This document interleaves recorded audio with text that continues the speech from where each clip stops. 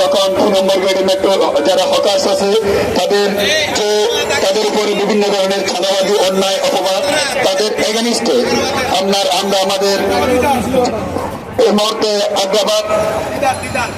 লিডারের নেতৃত্বে একটা বিশাল মিছিল আসছেন, আমরা তাদেরকে ধন্যবাদ জানাই। সেই প্রেক্ষাপটে আমি জসিম ভাইয়ের সাথে আলোচনা করে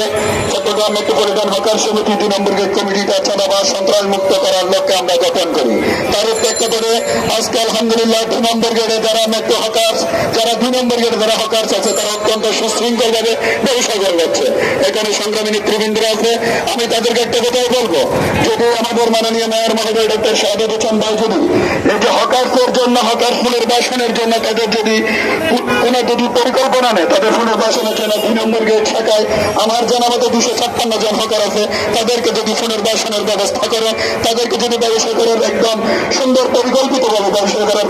ব্যবস্থা করবে, এক্ষেত্রে আমরা তাদের প্রতি চিরকৃতজ্ঞ থাকবো। পাশাপাশি আমি কৃতজ্ঞতা জানাই আমাদের নেতা, আমাদের যার হাত ধরে আমরা আজকে আমাদের